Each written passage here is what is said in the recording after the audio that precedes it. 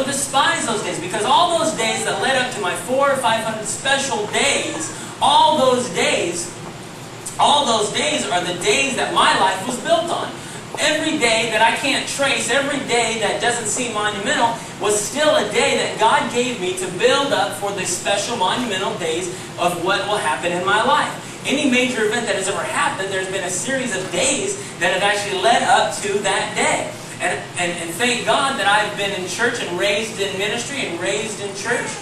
Being a pastor's kid myself for a while, being in church, being in Christian school, and everything else. Thank God that I have been on a journey with the Lord. Thank God I have traveled with Him throughout my life. It reminds me of the story of the elephant and the mouse. And if you haven't heard this story, it's an interesting story. These two were inseparable. They didn't go anywhere without each other, this elephant and this mouse. And they decided one day that from one day on, they were going to just travel the world. And the two of them side by side were going to travel the world. They gave up the elephant gave up his full-time job, and the mouse stopped looking for cheese. And these two side by side headed off into the world to just experience life together. And these odd couple are going through life. And as these two are traveling through life, they come across many obstacles. But one particular day that really stands out in particular in these guys' life is they came across this big, huge canyon, about as big as the Grand Canyon. And the only way they could cross this canyon without having to backtrack a couple of days' worth of walking was to cross this one bridge. And this bridge was an old bridge that had been built probably 100 years before they ever arrived. But it was an old rope bridge with wood slats, kind of like you saw in Indiana Jones. And so they looked at that bridge and they kind of surveyed the situation. And the mouse looked up at the elephant looked down at the mouse, and they both just in unison said, "You ready?" "Yeah, we're ready, let's go." So together, they headed across that bridge. Together, the mouse and the elephant go across that bridge. And can you imagine what it was like as the elephant and the mouse together across that rickety old bridge? The boards were breaking underneath. The weathered rope was starting to stretch, and the big elephant was just sweating, and the little mouse was, if he wasn't sweating, he was catching all the sweat from the elephant above. And the two together finally made it to the other side with a few close calls, but they made it.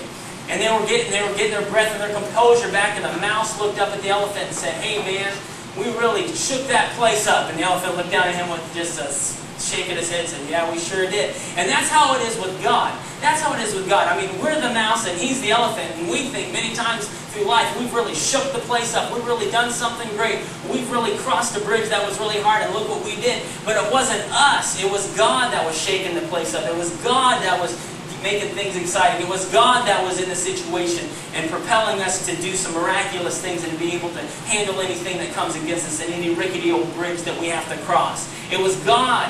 It was God. It wasn't us. And many times we think it's us. But I tell you, when we talk about a journey that we take, it's the journey, not the destination. And what the story that I told you isn't about the fact they got across the bridge. The story is in the journey across the bridge. The story is in the sweat that they had going across the bridge. The story and the whole intent of everything is the fact that they made it, but they did it together. And it was the elephant that might have shaken the place up, not the mouse, but he was with the mouse. And many times as we go through life, we think, well, if I could just get to that final destination, I'll be okay. If I can just get this church built up to X amount of people, I'll be okay. But if I was to jump from here to when we get big, when we have people that are filling these seats, then I'm going to miss these days. I'm going to miss the days of growth. I'm going to miss the days of journey with the Lord. I'm going to miss the days of shaking the place up. And it's not going to be Aaron shaking the place up. It's going to be God. It's going to be God carrying me through. And it's going to be God carrying you through.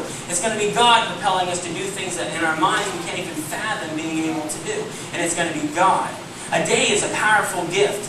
A day, in that gift, there's uncontrollable circumstances. In every day, there's storms and there's weather. And there's things that on the outside might look pretty rough. Might look like, how do I handle that situation? But everyone, no matter what day is given them, no matter what day they may experience, has this in common. Every day has 24 hours in it. Doesn't matter if you're the laziest person or the busiest person or the most efficient person or the most inefficient person.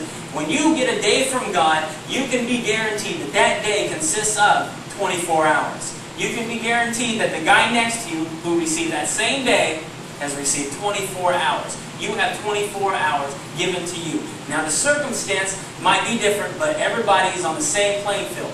We all get 24 hours. We all get 24 hours. But we must be stewards of our day. That can actually determine what we do with our day. If we are stewards of our day, are we going to take the day and are we going to seize the day? Are we going to take the day and think, no, this isn't a monumental day. This is a day for me not to do anything. This is a day for me to just throw away. This is a day I'm not going outside today because the weather's too stormy out there. I can't.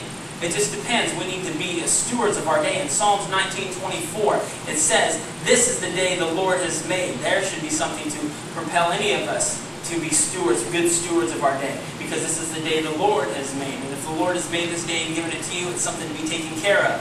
Psalms 84:10 says, "A day in your courts is better than 1,000 of any other lifestyle." Lifestyle is my addition, but it's better than any other day. It's better than any other lifestyle. A day in the Lord's courts or in His presence, serving Him, is better than 1,000 years elsewhere. But some people have lousy lives. Some people have lousy lives. From the rise of the sun to the going down of the same, the name of the Lord is to be praised. But some people have lousy lives, and it's amazing when we realize. What a gift from the Lord it is to receive this day. Yet, again, some people have lousy lives. And we can look at Job. And Job, if you look in Job, you can see what Job said of his life. Job said of his life that life is passing me by. Job examined his life and he said, my life has no hope. Job looked at his life, and I quote these, he says, "I loathe my life." Imagine being in a place where you look at your life and you think, I loathe my life. What does it come down to? I have lived 10,000 something days, and now all I can say is I loathe my life. Job also says, my days have no meaning. What a desperate place to be in when you actually look at your life and say, my days have no meaning. There could be people in this room tonight, there could be people that are experiencing that now or have experienced in the past, to look at your life and say, my days have no meaning. But I'll tell you that I know this, and I know this is true, that in pain, when people are in pain or when you are in pain, a day is like 1,000 years. And to get up and to face the day can be like 1,000 years. And it doesn't matter what the outward circumstance is. When you're in pain, whether it be physical, mental, or spiritual, wherever you want to classify your pain, it can be like 1,000 years. But I'll tell you tonight, it's not God's way. That's not, that pain is, to experience that pain of a day being like 1,000 years is not